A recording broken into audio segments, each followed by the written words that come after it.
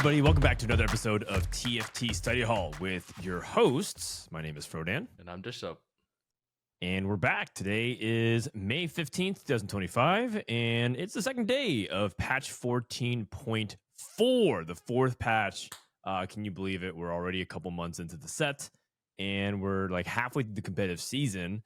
And we got a lot to talk about. We got some patch updates. We have some news. We have some mechanics update. And we're going to be going for our crash course today, which is one of the more popular, I guess, situational comps, which is the Rapidfire Renekton. Everyone wants to really know how to play and pull it off because it's a really fun, satisfying comp.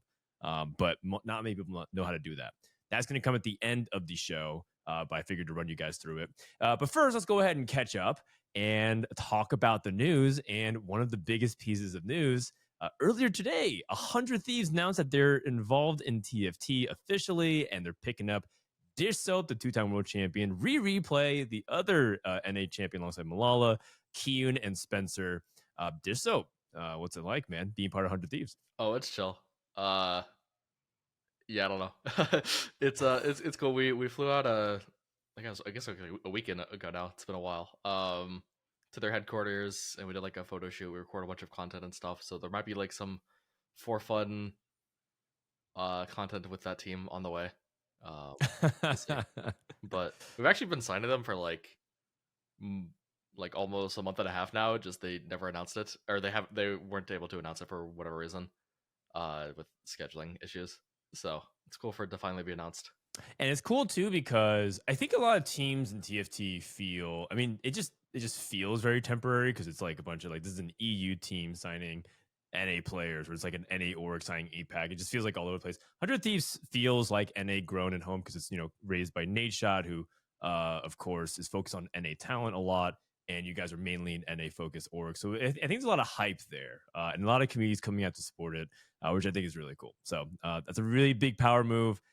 And also, I guess in also semi-related news, I've been announced as the head coach of Vitality. So there's a little division between myself and Dishsoap in terms of whose team we're standing on the battlefield for EWC. So I'll be on the other side, man. Yeah, that's fine. But that doesn't stop us from having good conversation about TFT. Trust me, guys, we're not going to hold anything back from this podcast because in reality, the solo competition meta is pretty different from 4v4. Yeah, and 4v4, honestly, like, I feel like very little of, like, you actually winning games is based on, like, your meta read of, like, certain comps, because people are like, almost always just going to be mirroring each other. And it's just going to come down to, like, optimization, team strats, and, like, not necessarily macro gameplay around, like, what comp you want to play, but macro gameplay around, like, HP preservation and stuff. It's, like, a very different game. So it is. It's a lot. It's also a lot more technicals around like life management. I think that's like a really big part of 4v4. And then the environment of the games also changed. Like the boards cap differently, right? In 4v4, I think people were really surprised how often Marksman Vanguard won out sometimes, and that's just because people are griefing each other. So if people aren't hitting their cap boards, the entire context of how things change. So yeah, it's definitely a different thing. And we just want to reassure you that Dishsoap and I, we're still going to meet. We're still going to talk throughout the rest of the set. And yes, we will talk even during the EWC season. Not only that, Dishsoap, you also were with me at the Digi Duos LAN this past week and playing Double Up. And I think a lot of people are curious. They heard like Box rave about it. People who stream said Double Up was really fun. What did you think about competitive Double Up? Because I don't think many people have. Like people talk about it all the time. Does Double Up have a future, or can it be played competitively? You sat down and teamed with Cutie Pie, Emily Wang, and Zaikuno. So how was your experience? I don't know. I'm sure Double Up has like its audience. I think it's like probably pretty fun to play casually if you have like a friend that you just want to play Double Up with. But I don't think it's really the game mode for me. The thing is, it actually is like pretty competitively dense, but I think there's like some like things that are like a little weird to play with, like how you teleport onto your boards and like you getting ganked by like a third party and stuff, and it gets like, it's not like there's like it's like random and not skill, because I think like there's like a ton of nuance in it. It's just very, very weird, and kind of like if you're actually trying to optimize it, it gets like a little unintuitive, because sometimes you actually like want to get weaker so that the enemy like teleports onto a third party and then kills their teammate off when they're like carry has like a 3-star Yeah. 4 cost. Like it just gets so weird. Yeah. And then like there's other spots where you're just spamming Edge of Knights on your so that your teammate can come and help you. You It's can stall for your team. Yeah. like I don't know. Like there's certainly some fun parts to it, but I don't really see myself returning to the game mode. And I don't know. I actually still prefer the double up format where it's like you're not actually on your team. Like you're just in like a solo lobby with the same person. I think that's a little more interesting, but mostly just because it's closer to main TFT. But yeah, and that's actually one of the criticisms about 4v4 as well, which is it's kind of a counterintuitive that you're like playing at your teammates and like removing items and positioning weirdly. yeah, Double up has a little bit of that as well, which is like if the enemy has a 3-star 4 cost, it might be correct for me to like lose super fast to try and cheese their teammate, something like that. yeah. I mean, 4v4. I can't really criticize double up because 4v4 is like the extreme. Like there are spots where it's just unironically correct to just give up on wolves so that you don't give any rounds to your opponents. Like you just FF on wolves. FF on wolves. Yeah. Yeah. Well, none of that is actually happening in 4v4, but it's okay. Regardless, maybe one of these days we could sit down, perhaps, and talk about other formats. But people are mainly here to talk about solos. Either way, Digidos is a really fun time. Congratulations to Robin, Boxbox, Scar, and Trisha's birdie. They won that tournament. And I figured that's just, nice little news for us to catch up on since we've been pretty busy for the past week and a half. All right, let's go ahead and dive into the patch 14.4 notes just to talk a little bit about some of the mechanics that are introduced for this before we dive into the actual meta-analysis. The first is that this is possibly one of the biggest changes that wasn't listed when we were looking at PvE, but PV loot is now changed, where they generally lowered the amount of loot you get from PvE rounds. Who knows how much? Maybe Dishsoap does. I'm about to ask him in a second. And then Scuttle Puddle and Crab Rave no longer add 2 additional components. And that's just 2 sentences. But from my talks in high elo circles, they feel like this is one of the most profound changes they've made pretty much the entire set so far. So what do you think, Dishsoap, about this change from lowering the amount of loot as well as the reduction of components? I mean, I actually posted on Twitter when I saw this.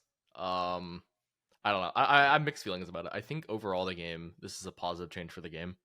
I think the resources in the game are out of control, but I personally would have rather them like change the like non-consistent amount of resources that are in the game, like the hacks and the like starting encounters and just random the stuff. Set mechanic. Yeah, I would rather them nerf the set mechanic than changing like the default, because now the default is pretty low resources, so you're kind of like, in order to be like on par, I guess, you're gonna be needing like to rely on like these hacks to show up, and like you have no control over that. So yeah, I don't know. What this really means is that like win streaking is gonna be a little more valuable. Same with lose streaking, but like only with Cypher most likely. Because those are like consistent things that you can always get no matter what game, kind of like asterisk, because your opponent might stop you. I don't know. I'm mixed about it. I think it's overall positive, but like to how you would actually change up your gameplay, I think item augments get slightly better, especially in the context of like trying to win streak, because those like if you're in like a low item galaxy for whatever reason, there's no item hack. You're going to be at a big advantage because you'll get like a win streak, which is always good. And then you'll have like 3 item carries, which might help you like against people that took combat augments. Yeah, I felt that in my games as well. And I think that the deficit of items, I talked about this when I was doing the patch rundown, it's going to feel like you're low rolling a lot more often. But what makes it frustrating, I think people understand the reduction of components. But what's difficult is you just don't know what to expect from the hacks, if the hacks are even coming. Yeah. Some hacks could just be a little bit of gold. Some hacks could be a crazy carousel where there's like, an artifact anvil and then like, you get a component. Or it just might be like nothing, like nothing really happens basically. And then you're just like, wait, I was kind of expecting, like you get like, 10 HP, but if you have 10 HP, but like no items and nothing to really itemize, it just feels like you're kind of a sitting duck. So the inconsistency, I think what you're talking about, I definitely feel that. Like some games I just get whiplash. I'm looking over and I'm struggling. I took like cybernetic uplink and I'm like, oh yeah, I'm playing a great comp for this. And I have like one extra component to use somewhere. I'm like, well, this augment sucks now. Like, what am I supposed to do with this? So I definitely feel a lot of that. And then what you mentioned about Cypher, I think I'm averaging like a 1.5 with Cypher anytime I have a Cypher opener, just because I have so much more resources than everybody else. I just feel like I'm just playing a different game. I feel like I'm playing set 14 and they're stuck in like, I don't know, whatever set felt like deflation. I guess set 12. I feel like everyone else is playing set 12 and I'm just like out here with like an extra 3 items on everybody else, just crushing them. So I feel this a lot.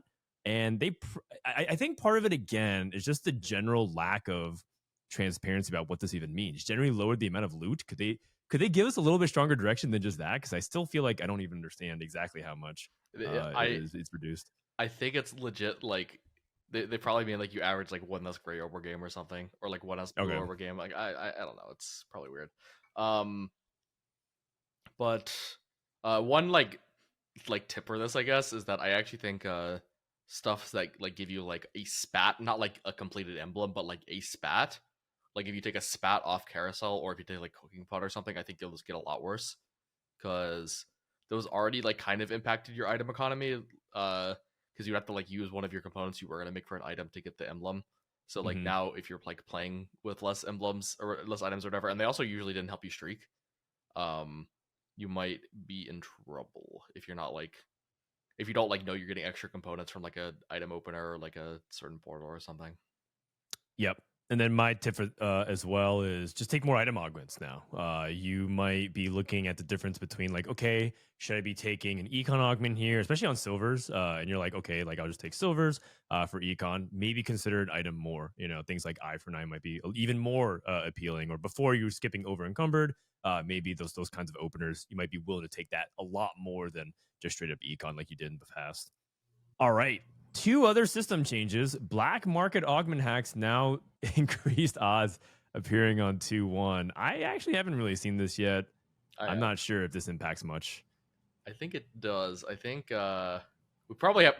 I need to put this in X tier. Like I didn't put it in X tier because it was actually so rare before, but I actually think it's like it should be much more common now. I mean, I guess it's slightly increased. I don't actually know, but this scope weapon Shaco, I am telling you, is like extremely broken. Like it's like one of the best comps of the game. I played it. I clicked it without a single Shaco, like in on my shops or whatever. I hit Shaco pair on like 2-2, I guess, but I went second. But like I almost won the game versus like level 10 Street Demon. Like I won 1 out of the 3 fights. Like it's just busted. What were your items with that? Rageblade, IEGS. Okay. I think you want like 1 GS and then just 2 other damage items. It's chill. And then he just kills everything. It's like not very fair. And you just go like 6 Slayer, no Syndicate, right? Oh no, Syndicate's good. I mean, Syndicate's just free. It's you get like you have to play Vanguard for your Jarvan, and then Darius is just free Bruiser. I meant no Syndicate hat. Oh yeah. You just have to. I mean, I did like Darius 3 tank with hat on him, and then I hit Jarvan 3, and then I move on into Jarvan. But you could also do like Braum main tank if somehow you just high roll the Brahms. Cool. Yeah. Cool. Do not hat the Shaco. You will lose the game immediately. But hat the it still gives it's still like 5% damage jump. That's not even that bad. But like I am pretty sure this is like one of the best lines, like auto click things that you should be aware of. Yeah, that would be a good time for us to go back and make sure that you guys check out the black market augments tier list. We probably actually have to update this because this was last updated like 2 patches ago. I think scope weapons and beat. I think scope weapons is very, very much like a B/C tier augment on like 3-2-4-2 because you can't really pivot into Shaco that late. But I think on 2-1 it is broken. Yeah, and then we'll have to update things like future sight's not only in the game.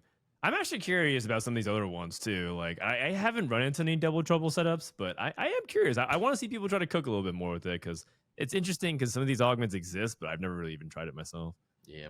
And then 2 other ones.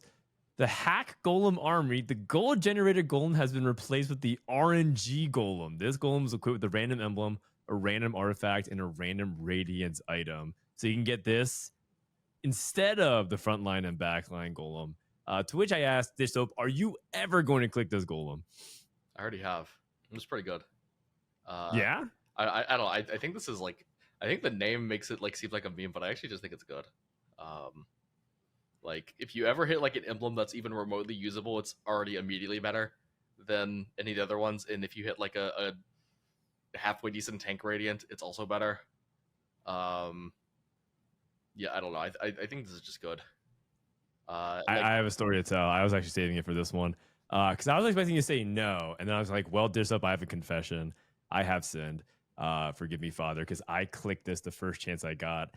I was playing MF Zeri, and except I messed up because I clicked pair of fours, and people told me that they changed it to be trio of fours because it was supposed to be like, oh, it's no longer pair of fours, it's affecting 3/4 cost. And then I looked at it, I'm like, that doesn't look right. I don't think I got the stats. And I looked and it was still pair of four. So I messed up and I'm like, oh my God, I'm just playing Zeri Sejuani. I'm so screwed. So I clicked this RNG golem. And I am going to give you a challenge. I want you to try to imagine. I had to play Exotech. I want you to imagine what the golem got me. Like, what do you think? If you could handpick what this golem got, what do you think it would get? Okay, I feel like saying it's give you Exotech emblem is like kind of like too obvious. Yeah, it was Exotech emblem. It was Exotech emblem, really? and then okay, sure, Exotech emblem, Radiant Sunfire, and like Anima Visage. So pretty close. I got like Radiant Even Shroud, and I had no Sunder. That's better. That's way better. Yeah, and then I got like an Intervening Locket, which was pretty nice too. Yeah, that's pretty good. So I ended up getting like a hand-picked RNG golem, and I just won the game right on the spot. So I might actually be also a believer in the RNG golem. But then someone else got like Rapidfire Talisman of Ascension, like something like completely useless. I know they were playing Street Demon, so it was like really funny the contrast of that. I don't know. I took it. I got Bruiser, Blighting Jewel, Sunfire, and I was playing like Marksman NF, and I'm like, oh shit. I get Bruiser for my Darius on 9 for free syndicate, and then I get a Radiant Sunfire. That's like way better than a normal golem. So like I don't know. Yeah, I feel like in like a lot of these Exotech trees and like I don't know. I guess like Divinicore kind of like a lot of the Bruiser trees and stuff that can like play these like branch off emblems. Like I think just like seeing a random one is just high key value. Yeah. I think like this golem is like set up to be the meme, but I don't think it's that meme. I think on average it's like quite good. All right, I'm looking for you to click it to win worlds again. That'd be just so ridiculous. I mean, I think I'm clicking this legit like 75% of the time. Wow. Okay. All right. I have only clicked it once, but I haven't had many chances to. We'll see. 75% of the time is pretty high. You heard it here first. Okay, last but not least, we have the eggs, the ones where you can choose 4, 9, or 13 rounds. They buffed the 13 egg one, and specifically, I think they removed one of the bad cash outs. I think they removed like the ZZ Rot. I think you just got like a ZZ Rot portal and some gold. I think they removed that one from 13 egg. Have you got a chance to either see it or click on this yet? No. I imagine I will just look at the tables and then make a decision. I'm gonna look at them now, actually. Oh, did they update it? Let me see. I assume it is because I don't see a ZZ Rot one. I'm not gonna lie, I probably won't take it still. Okay, so I'm looking at it right now. A dupe and 4/5 costs, 2 artifacts, spatula and 3 components, a tactician's crown and 2 components, and then a masterwork upgrade and a completed item anvil. I mean, a couple of these could be game winning on the spot, depending on what ends up happening, but it does seem like a couple of them are. I'm just like, if you wait 13 rounds for a tactician crown and 2 components, it feels like that is not worth a 13 turn trade off. Versus some of these could, be a 10-piece vertical or some crazy artifact combination. Yeah, the 5 cost 1 and a duplicator is also pretty terrible if you're waiting that long. Oh yeah, yeah. The best one here I would say is usually going to be Masterwork because like it's just always going to be good. And the artifacts and stuff, like sometimes like you like run out of removers and it's like hard to tell. Because the other problem with 13 turn egg is like you can't really scout it because no one else is like almost no one else is going to take it, and if they do, they're probably cashing at the same time as you. So you can't like a lot of times with 9 turn egg you can scout beforehand and get good info. on what to expect and like save your removers or forgers or something. I think I'm just going to be taking 9 still. I don't really think this changes it. All right. So that's the recap of the patch. And I think with that, let's go ahead and talk about the meta. All right. So we made some updates to the tier list Dishsoap, and it's starting to look a little familiar. We're getting closer to what is perceived to be quite a decent balance state. And I think our tier list sort of implies that, because if you look at it, only a little bit of stuff in S, and you're looking at things like Street Demon, which is, still a little bit over the line in terms of its performance, but a lot of comps like in the swamp of A and Beer. So would you consider this to be quite a balanced patch from your experience so far? Yeah, I guess. I don't know. Like the comps, I guess, are balanced, but like sometimes like your spot is not very balanced, or like someone's just winning the game immediately, Right. like or like they get like some setup that is just unbeatable, right? Like game to game, the high roll still exists. It doesn't mean like everyone has like is like on like fair footing no matter what. But I guess like all of these comps have like their chances to shine. Okay, so talk to me about some of the big winners of the patch, because we could talk about all. We could be here for another 2 hours talking about all the comps individually. So, big macro first of all, what do you think is like some of the movement, like things moving up, as like the first topic of discussion, the big gainers? I think the biggest one, I guess I'd say, is Anima, because it used to be like I want to say it's like it used to be like 90% marksman, 10% Anima, because they both are the kind of the same line. And now I think it's like I don't know, probably like 60 marksman, 40% Anima now.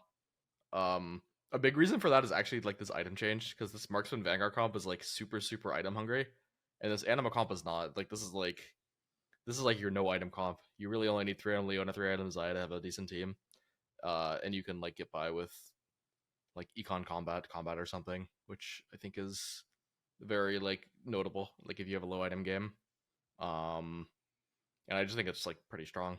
They also like just buff the trait, buff 7 anima, more tankiness, always gonna be good. And then they buff like I guess they buff like 2% Vanguard durability. It doesn't hurt, I guess. Yeah, they also buffed Alawi. Oh yeah, So yeah. Alawi is already like kind of underrated as like an early game unit. Just because people like don't really play her very often, but her getting some tankiness is definitely nice for the early mid game. Yeah, and besides this one, I think the other shout out I want to mention is like Nitro reroll.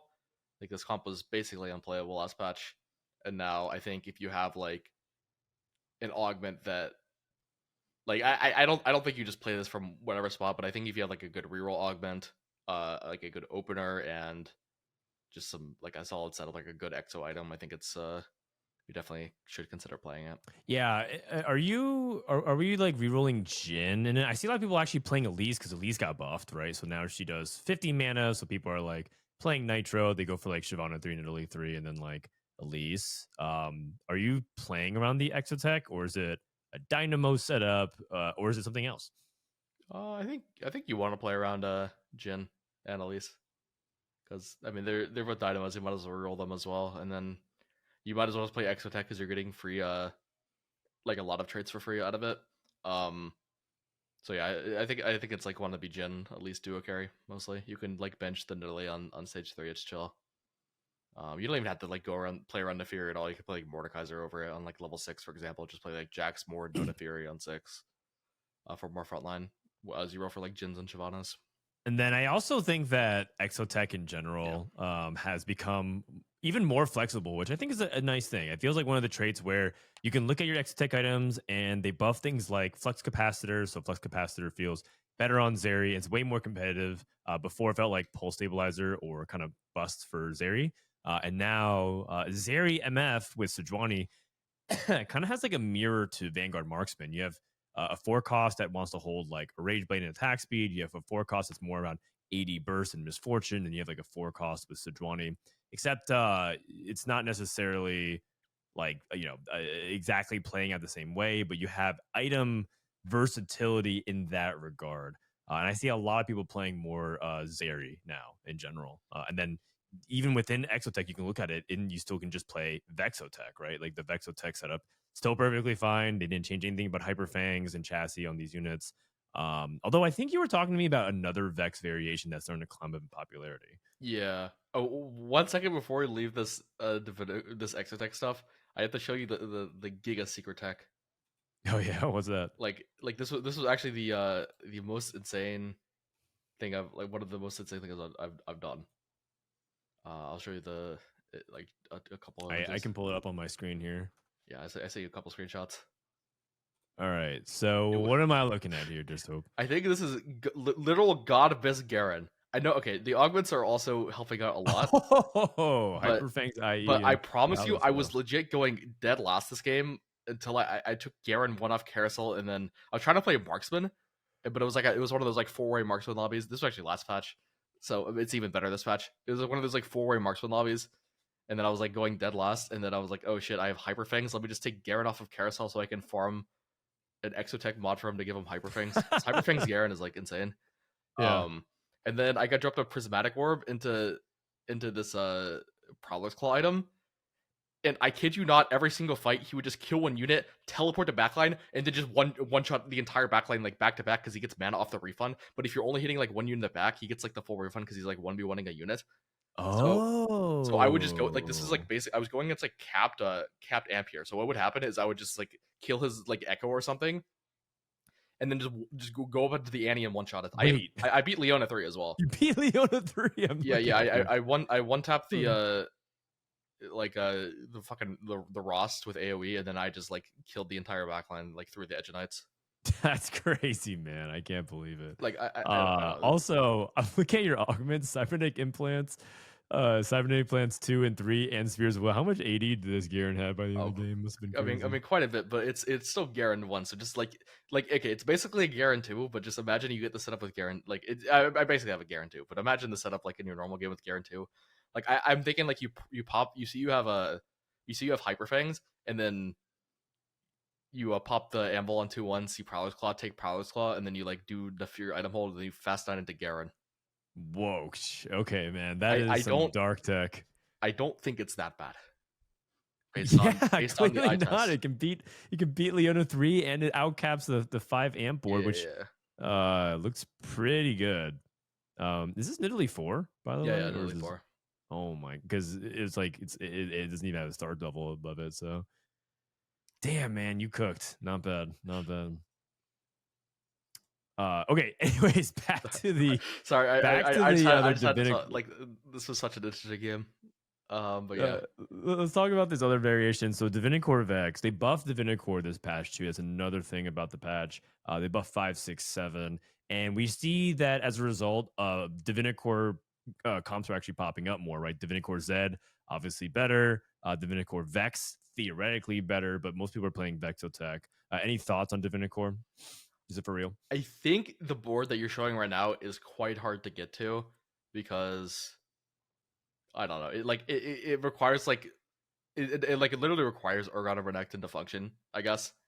And then you're also like playing like these units that it's like kind of hard to fast 9. So it's definitely like a win streak angle, or it's like you teleport to 9 angle, which is not like extremely common. But I don't know. The data supports this being a very good comp, especially with Divinicore Emblem. I haven't really gotten a chance to play it after the buffs, but this is a board I have busted out on the previous patch from really insane spots, and I've won the game like I think 2 or 3 times with it. Okay. It looks very unassuming, but if you actually get the stars to align, I think it is quite strong. I guess like the main condition I'd want to say is probably just going to be the Divinicore Emblem over everything. And when you would take that at 2-1, but it feels like you kind of need the econ, so it feels like you have to somehow wander into it off of an econ start. It's probably something you just want to wander into with perhaps Wandering Trainer. But I see. I don't know. I do think it's a bit underplayed, especially on NA. I like Kyum was telling me this is like fairly popular in Korea, so that's something to keep in mind.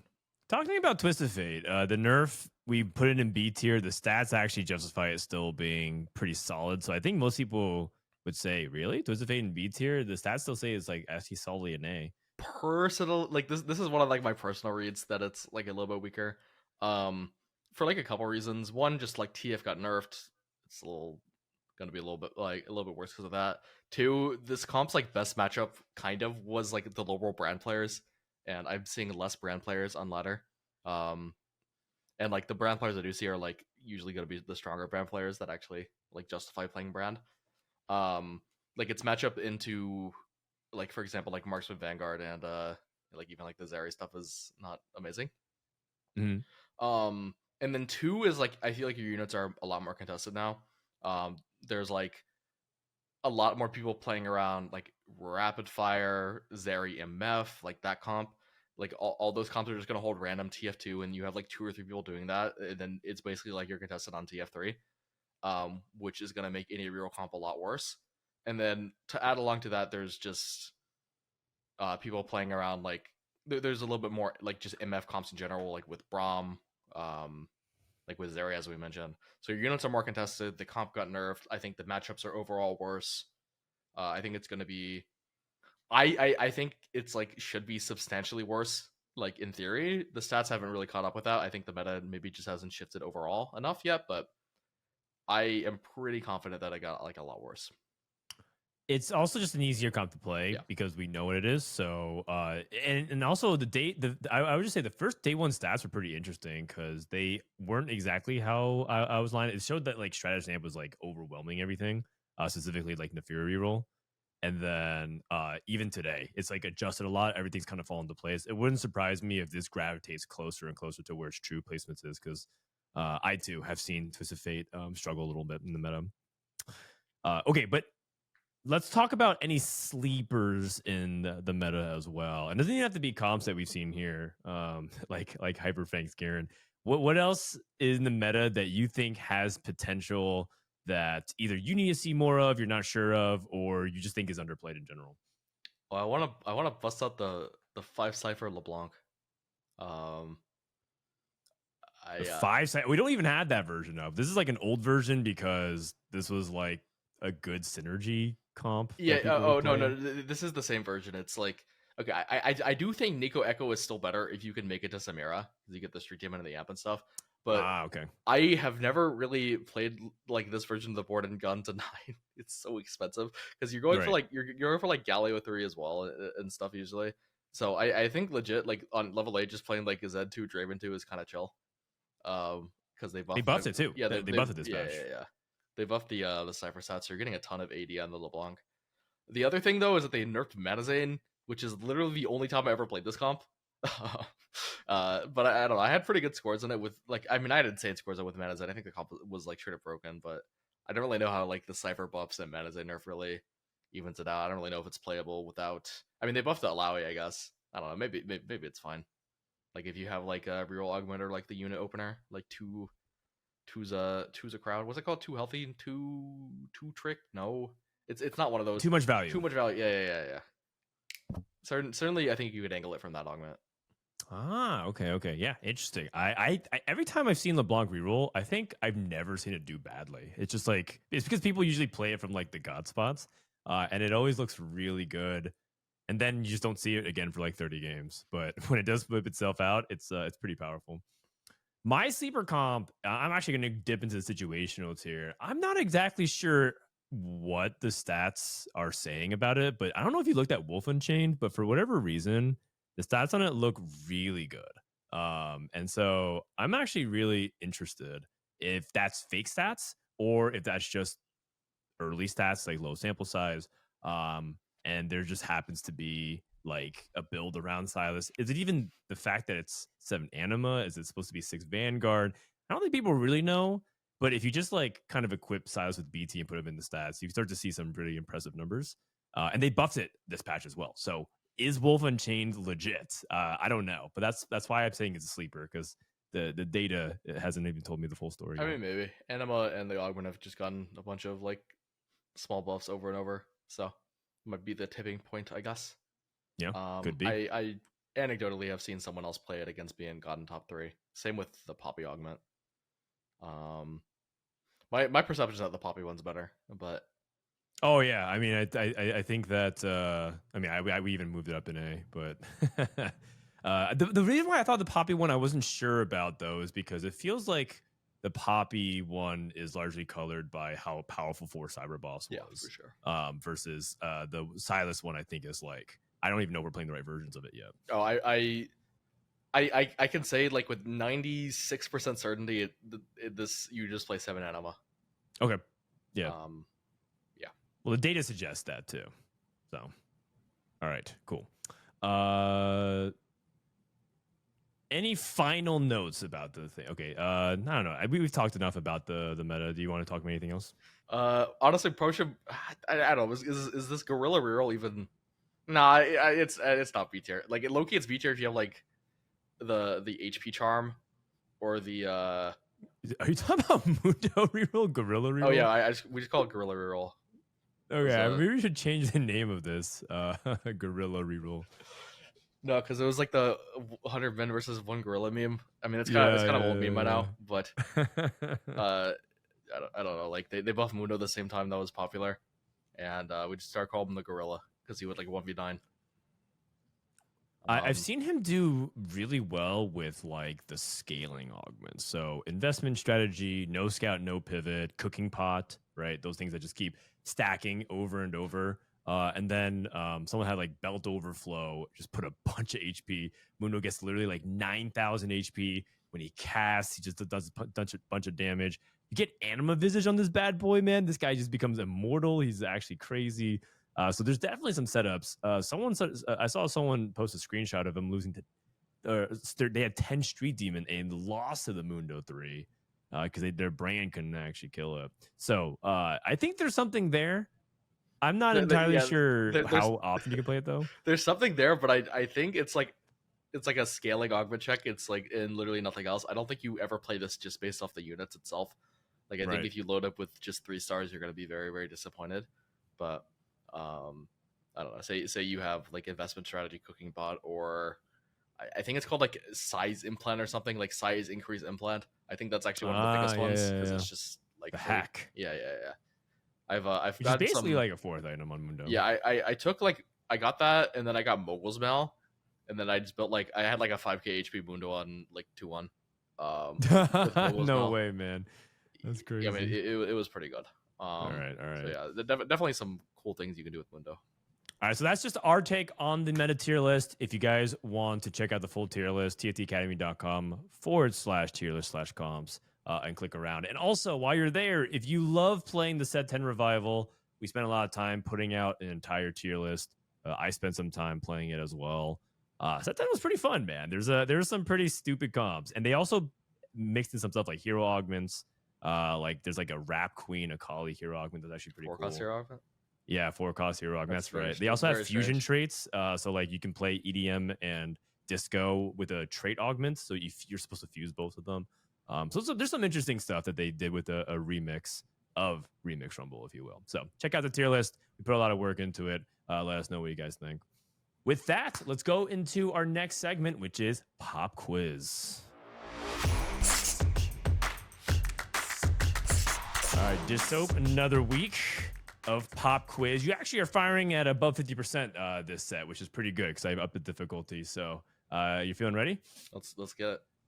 All right. Okay. So first question is first question. I'm gonna filter out Neferi and Cypher. What is now the highest win rate artifact in the game? Because if you don't filter out Neferi, Special Cutlass blows everything out of the water, and then Cypher takes out certain artifacts. So, what is the highest win rate artifact in the game now? That's me. I always have to like look at them to just see, because sometimes I just forget them. TFT Academy. On the TFT Academy team builder, you can look at basically all the items. So that's what I'm doing. I don't think like after the Jarvan nerf, I don't think it's Trenchcoat, but it might have been Trenchcoat before the Jarvan nerf. Same with like Unending. They just nerfed Manazane. I feel like it's probably a Sniper's Focus or Blighting Jewel, probably, if we're excluding Cutlass, right? Yeah. This is win rate as well, right? Yeah, win rate. Although I think it's also the highest in AVP, but it's like the AVP is like pretty similar, but the win Okay. rate's not similar. But the thing is, like, people actually just take sniper's focus default is the problem. Like, because I think like I think in theory sniper's focus probably should just be the best one because you could just it's like broken on Brand and Fiddle. And like I don't think lighting is like that good on Fiddle unless you get the bruiser spot or like just some other setup. But I'm pretty sure based on what my Twitch chat said, where they wanted me to put sniper's focus on Renekton when I already have a Rapidfire on him versus just putting it on Draven who hits the backline no matter what. It's like these guys are probably misplaying the item. So I'm gonna guess. I don't know. I probably would have said like Manazin last patch, but like after the Manazin, like I don't know. It's probably I'll say blighting because All right, like blighting final answer. Lock it in. yeah. Oh, you should have trusted your gut. It was sniper's focus. There's a reason why they suggested it, but I like the rationale, which is like the suggestions that I'm getting probably lowers the win rate, and you're probably right about that too. It's all good. But Manazane was previously the highest win rate, and now Sniper's Focus a clear 2%. It's at 15%. Everything else is 13 and below. Yeah. Second question: we're filtering for Elise 3 who recently got buffed. What is the best performing artifact on Elise 3 when you carry her with 3 items? I don't know. I don't know how strong this new Manazin is because it's legit. Like the only items that could ever be good on her. Oh wait. Didn't she hit the backline low key? I remember playing her and she was like almost sniping the backline. Oh no, my brain. Uh, uh, uh, uh, uh. This is hard. I mean, it's either. I mean, the options are legit. Just Sniper's Focus, Manazane, DFG, or I guess you could do Lichbane. For sure, Lichbane is underpowered though.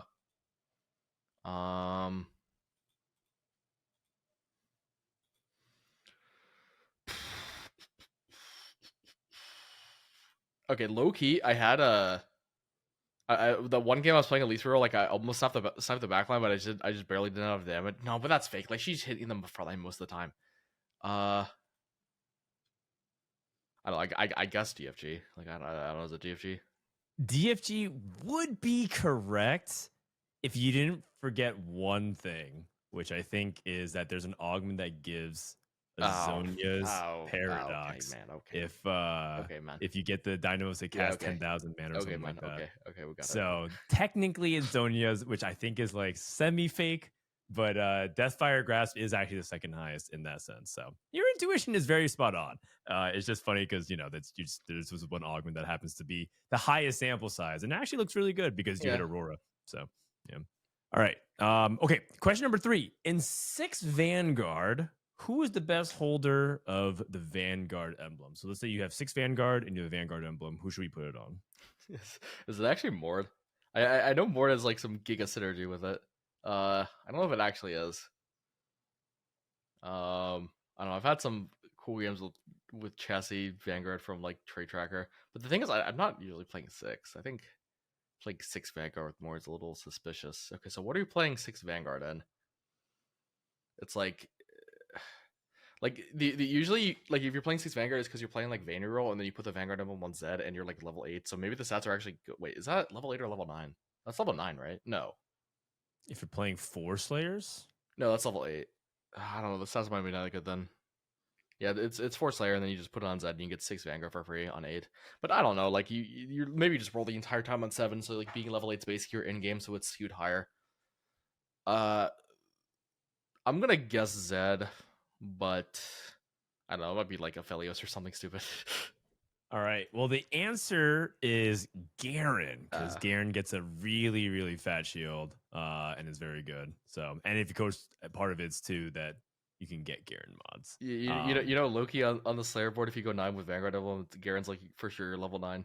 I probably could have figured that out, but yeah. Also, because you can Slayer the Garen and have him also carry too, which is pretty nuts.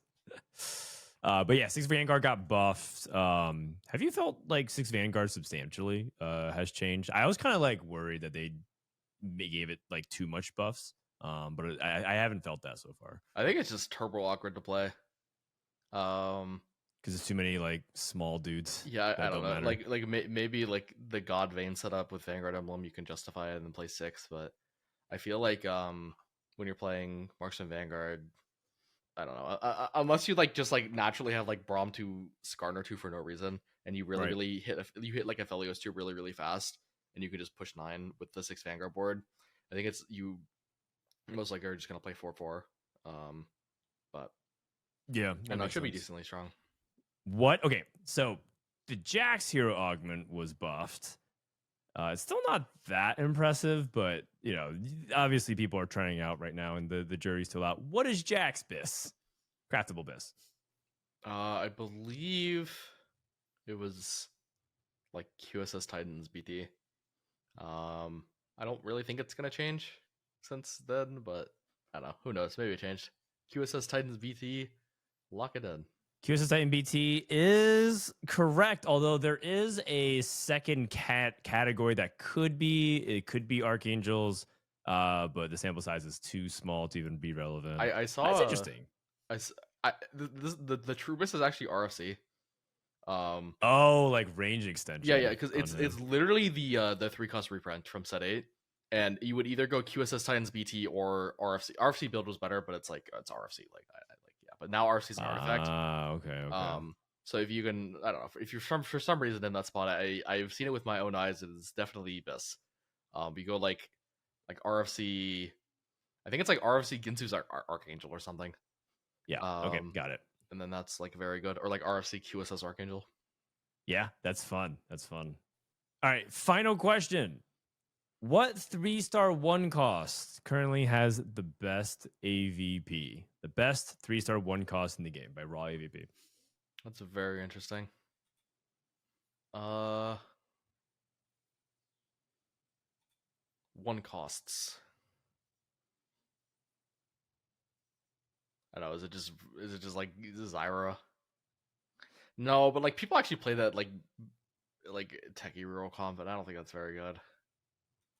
Oh, but then you might be in like the 1 cost hero augment range, and then apparently we like Poppy hero augment, so maybe that is, or maybe it's like Silas, because like you were saying it had good stats.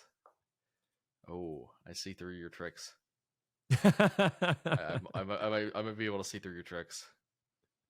I don't know. Like the only actual 1 cost reroll is like Shaco. But like Shaco doesn't win, right?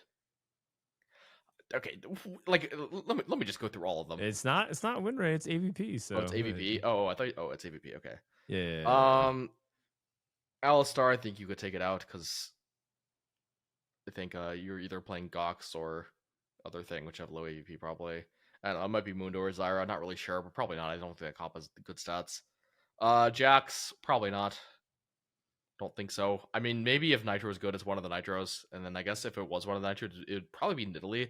Because high key, if you're playing the Ampy roll and you just high roll Nidalee, it's like, I mean, you might as well go for the Nidalees if you're just hitting them on level 6. So I think Nidalee's my number 1 right now. I think Kog'Maw sucks. It might be Morgana.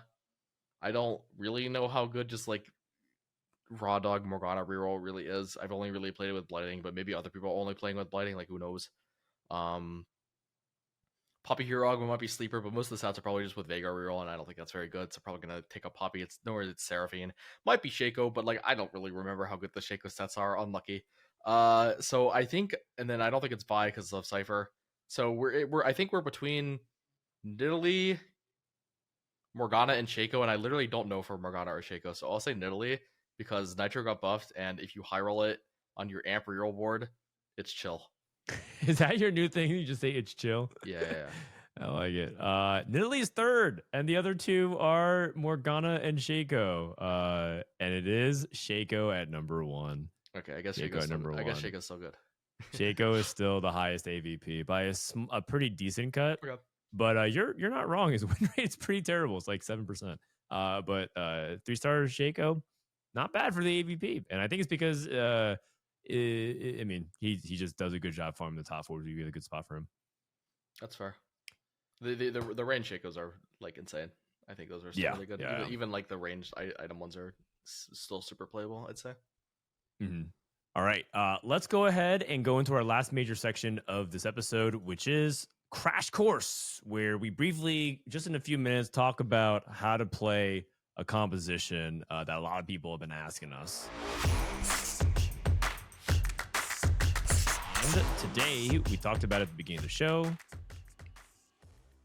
Yeah, speaking of range extensions.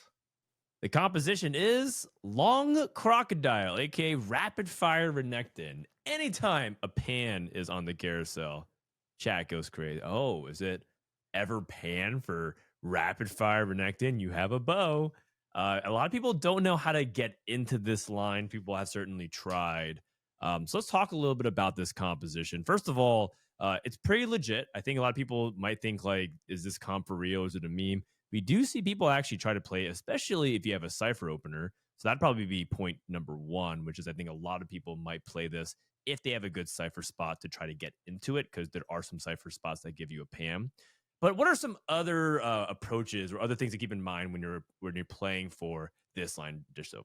It's legit only with Rapid Fire Emblem because it's just a like 6 Rapid Fire has been like low key very very strong in the entire set. It's just like been kind of hard to get into it. But now with like Zeri and Renekton buffs, like it's just seeing a lot more play. It's just a little more consistent now. It's just like if you have a Rapid Fire Emblem, even if you have it, like I think 6 Rapid Fire is worth exploring, even if you get it off like Wandering Trainer, for example. I don't really think it has to be like Renekton, although he's like still very good. Just like Zeri Draven duo is going to be a lot better than you'd think with the setup. But most of where I've seen this succeed is like actually like win out level is either like with a very good cipher cash out, as you said, just like tempoing off of like 6 Rapid Fire in the mid game is always just going to be really strong. They buff 4 Rapid Fire, which helps your mid game as well. But I've also seen it, like as you mentioned, with like the Dumbify and Golemify, because this comp is just really, really struggling for frontline. You're playing basically 5 backline units. So anything that could just give you frontline for like instantly is going to be very valuable. How to get into it, it's kind of weird. Like obviously you want to be like tempoing or lost streak, but it's kind of hard to just summon a Renekton out of nowhere. So what I've seen most people do is that they do Rapid Fire Zed until they find Renekton. It's not that Rapid Fire Zed's amazing. It's just like a good unit that gives you 3 Cypher, helps your Draven do damage, and maybe gives you beta resources, even if you're like not going for like a big cash out. And then you stabilize off like Draven 2, Galio 2, like 1-star 4 costs, because the rest of your board's super cheap, and then go at 9 on like 5-1 and look for the Renekton. Like Fast 9 might seem a little sus, but your board is like really, really cheap if you play it without overrolling.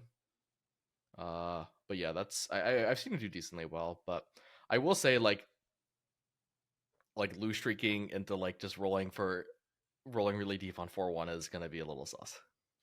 Yeah, especially because you're just not really guaranteed to hit the Renekton on 8.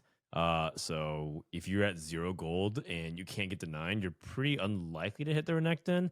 And then even let's say you do, some people say like, oh, you can always get Renekton off carousel. You just can't be in a situation where you're stuck on 8, because then you're still really vulnerable with your frontline being so weak, because then you're playing 2 frontline units. And that's even worse if you're playing like Renekton in the back, because in a lot of cases, for example, people would not play this Galio if you're on 8 playing this board. Yeah, if you're on 8 with and you already have the Renekton, I have actually you can actually play a Mordekaiser over Jax if you're playing like a version where you're more stuck on 8, and then on 9 you can like level for Kabuko or something. I think that's like decent. I think that's like pretty similar to like playing Jax plus Galio. Yep, that makes sense as well. Another note that I wrote down was don't try to play Rageblade. I think a lot of people are so used to like, oh, like, Zeri has Rageblade. You're going to get a bunch of attack speed. Oh, that's how like you can get into the line. But Rapid Fire gives you so much attack speed already. I mean, it's like you have Super Rageblade just built into the trait. Instead, you can build just straight up damage items. So in the stats, things like, Gunblade and Giant Slayer do well because it helps support and just get a lot of damage out. But you can also just slam things like Deathblade. I actually played a game today, which was really cool, where I thought I got screwed. I thought my items were really bad. So I took sponging, and that was the only thing I could take. But I got 5 death blades on all my rapid fire units, and it actually cooked like crazy. I had like 3 vows in the front, 6 death blades in the back, and I actually could fast 9 off of just that. And it was like Zeri 1, Draven 2, Kog'Maw 2, like Kindred 2, just absolutely lighting everything up with 6 rapid fire. So yeah, there's definitely like a lot of room for power AD items as opposed to like the attack speed items. Yeah, Rageblade is like we're using nice wording around this, so you don't feel bad for slamming it. It's trash. Do not make Rageblade in this comp. Like, okay, I'll his words, not mine. I'll just keep it blunt so you don't make the mistake. I think if you like luck into a rapid fire crest later, like I don't know, like say you just get like dropped a pan in the mid game or something, you made Rageblade on 2-1, it's fine. You can make it work. But if you already know you have the pan, you have access to the 6 rapid fire, you should never be like going for Rageblade. It's a bad item. Okay, awesome. And then is there any specific like encounters or anything else specifically about like when you could be thinking about this a little bit more? Is this better or worse on like high resource encounters like Scuttle Puddle?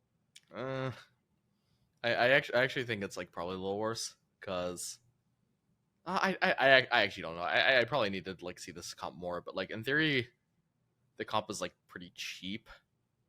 And most of its power comes from like augments and the emblem. I don't really know if you get like item flooded, it's not like you're really gonna be that happy to itemize the Kindred and Kog'Maw, for example, right? So I want to say it's worse, but honestly, I don't know. Okay, So, fair enough. Yeah. The jury's out on that one. Do you think it's forcible off of just like a rapid fire crown or crest 2-1? Maybe. I think certainly if that augment. Okay, I think rapid fire crown, like the prismatic one, gives you a rage blade, which is like not good. I think it gives a giant slayer. Oh, that's what I took today. Oh, okay, never mind. We might be back. Okay, I mean certainly if you can take like rapid fire in 2-1, say it gives you like up to 4 rapid fire, I think like that's gonna be very good. Like if you can justify the augment take as it's something that's gonna give you a win streak, I think it's very strong. But otherwise I probably not like hard force it just off emblem. I got it from like branching out on this patch, like first game of the patch, and it was very, very easy. But fun. That's just branching out. That. So yeah. All right, dope. So that's our quick crash course on how to play the long crocodile. If you guys have any follow-up questions, you can hit us up on Discord. I won't be able to drop those A's for you. Speaking of questions, our last thing to wrap up is the question of the day. And this one is from one of our Patreon subscribers, Kanjo Zoku, who says, "Hey, Frodan and Dishsoap. Set 13 was my first TFT set, and now that I'm into my second set, I'm still loving the game, but I'm confused on how to develop my skills as I'm still making obvious mistakes, like with items. Are there any advice on how I should approach my game? My goal is to make plat or better. Thanks and appreciate you guys." Well, if you know you were making the mistakes, I would keep note of them, whatever way is easiest for you, and then if you keep noting your mistakes and it's still the same mistakes, I guess that's like when you want to like work on like not doing that or doing something else. But if it's like if you're not making the same mistakes every game, you're just that's just improving. Like you're already improving. So I would definitely like keep track of that, and then if you find yourself like still making the same mistakes over and over, like try to find out like why. I guess yeah, sorry, I kind of lost my train of thought. Maybe Frodan can take it, and I could. Yeah, I got you. Yeah, I think that when you make mistakes and you're not able to parse through why you're making mistakes, that probably means that either one, you're not being mindful enough, like maybe you're distracted. I think a lot of people, for example, when they're new to TFT, they play so distracted. I actually find they always have a second monitor with a bunch of guides up. They have TFTAcademy up. They have Dishsoap, their favorite champion. They have Frodan, their favorite analyst up. And they have content playing, or maybe even worse, you're watching Netflix or your favorite anime. Focus on the game, because a lot of mistake is just people not thinking through decisions quicker. they either go too quickly, or sorry, thoroughly. They either go too quickly, or they're just not thinking about it at all. And sometimes even talking about your decisions out loud and try to finish the thought before you make it can help you catch those decisions. I want to make Bloodthirster here because I have a sword and I have a cloak, and that leaves me this belt so I can make a better item off carousel. Because if I make something else, let's say if I make Edge Knight, then I have to play off this cloak off carousel, and I just don't think I can make anything good. If you're like talking about these thoughts out loud, you might even catch yourself on some of these things that you're making common mistakes. So try to even narrate yourself and try to stay focused. And the second thing is you might be playing too much and not actually reviewing enough because you might be thinking, oh, I'll just fix it next game. But then next game, TFT presents you a new situation and you're going to make a different mistake because you're just introduced with more random variables. That what TFT does.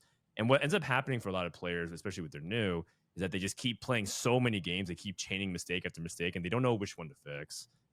So even slowing down a little bit, maybe play one or two fewer games, be a little bit more thoughtful and review. Some people write stuff down. Some people just talk through things. Some people watch their own gameplay. Some people even talk to other players, like maybe some friends, some like-minded people in the Discord. That could be really helpful as well. So that would be some of my tips if you're trying to climb, especially if you're trying to get to like Emerald or Masters for the first time, somewhere in that range. Some of these tips might actually hit a little bit harder for you than intended. All right. So with that, just have anything to add to the end of that? No, not really. All right, cool. Let's wrap up this episode then. Another banger. Anything coming up for you? I think we got the Tacticians Trials this weekend, but I think, you might actually be one of the only people left who have never played a Trials out of the very top players. I think you might be the only one. Because I think Setsuko is playing this weekend. Yeah, he's a first-time trialer. I mean, That's hopefully right. I won't have to play whenever. Yeah, that's actually a pretty impressive record. The only like NA player I think who's never played through Trials. Yeah, I mean, as soon as I play a game of Trials, you know I'm washed. I'll say no. That's okay because the mark of Dishsoap is that afterwards you become clean. So, all right. So with that, big thank you to everyone who supports TFT Academy. Thanks for people who checked out our Patreon. Make sure to check out our content for our tier list for Set 10 Remix Rumble. And that's about it. So make sure you like and subscribe for watching those YouTube or give us 5 stars if you're listening on Spotify, Apple Music, whatever podcast platform. From Frodan and Dishsoap, this has been TFT Study Hall. Thanks for listening, and we'll catch you guys next time for more TFT.